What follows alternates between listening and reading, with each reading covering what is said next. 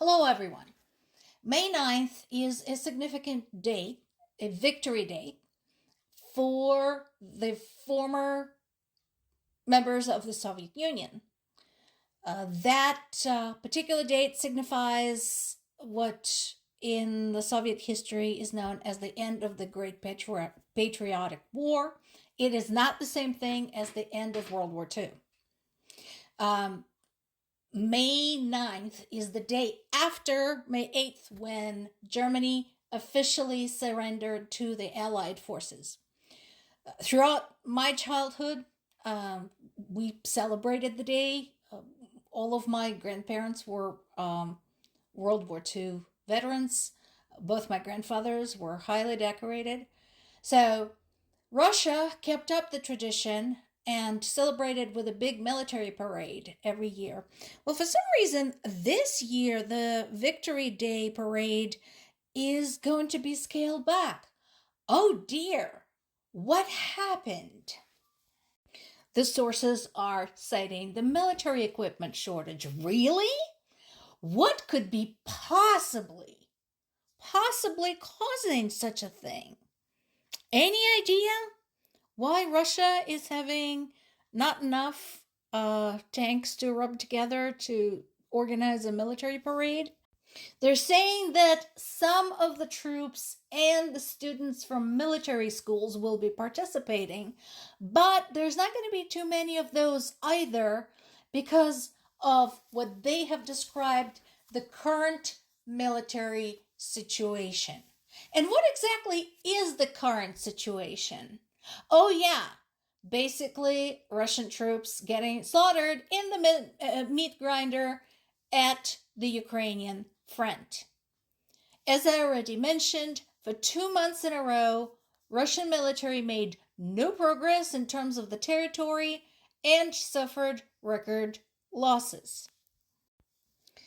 Meanwhile, Ukraine continues pounding hard on Russia's oil industry.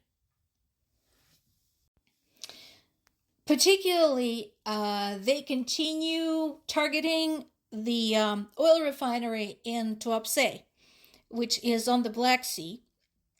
This is the third strike Ukraine had organized in the last 2 weeks.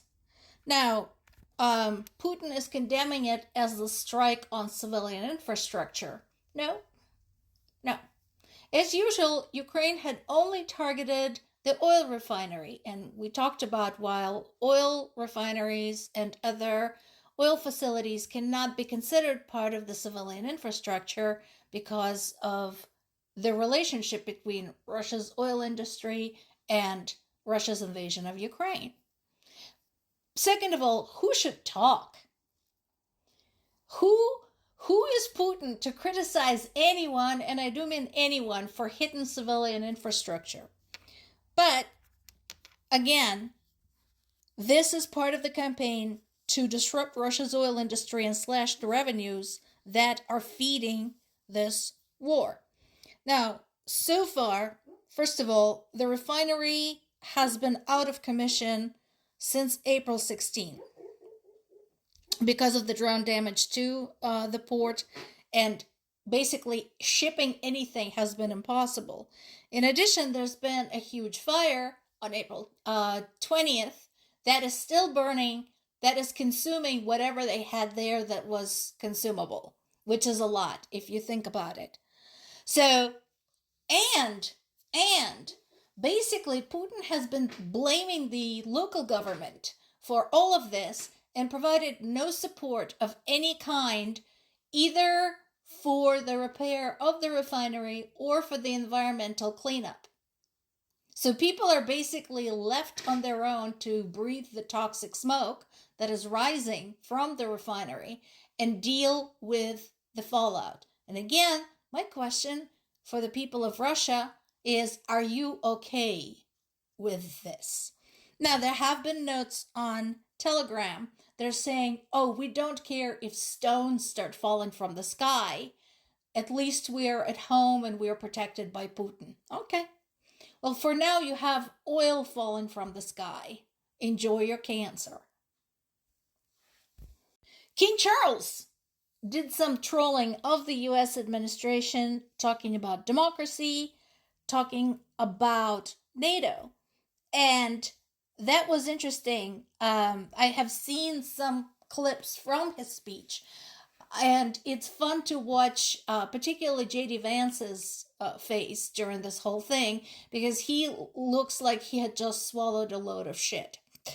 Basically, even as the US administration has been berating NATO, King Charles reminded of NATO participation and the UN participation after 9/11, in Afghanistan, all around the world, and pointed out again that Ukraine, what is happening in Ukraine, is a danger to all, and US must commit to the defense of Ukraine just like all the other allies have been doing. So, obviously, the king had to be somewhat more diplomatic than his son Harry last week, who was a lot more blunt in his statements criticizing the US administration. But at this point, Trump cannot say that the king didn't speak for the United Kingdom. He's a fucking king of the United Kingdom. And US Ambassador to Ukraine, Julie Davis, is looking to quit. First of all, I'm sure it's nerve-wracking living in Kyiv right now, and has been for the last, 4 years. She's only been the ambassador, obviously, for a year.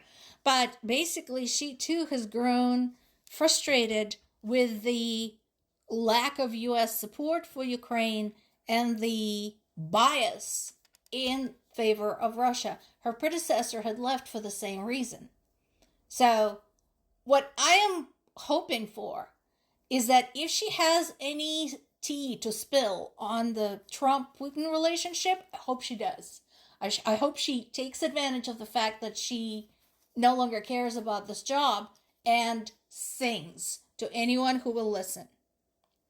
Also, the incoming Hungarian Prime Minister, Peter Magyar, has proposed a meeting with Zelensky to discuss the minority rights of ethnic Hungarians in Western Ukraine. This is one of the things that Orban has been complaining about and citing as his reason for dislike of Ukraine. Now, that said, I'm not saying that this relationship is going to be simple. In addition to some history between Ukraine and Hungary, not all of it positive, Magyar, while he doesn't oppose Ukraine outright and he supports the aid efforts for Ukraine, he does oppose the fast-track membership in the European Union for Ukraine. And so that still needs to be discussed. Once again, my position is judged by the actions. Ukraine has been an excellent ally to NATO. It has been an excellent ally to the EU. And it has been, once again, a punching bag, a buffer between Russia and everyone else, keeping Russia occupied, at least in the military sense. So, I would like to understand better what are his reasons for opposing Ukraine's fast track. And, as I mentioned many times before, per EU's request, Ukraine has been leading serious anti-corruption efforts.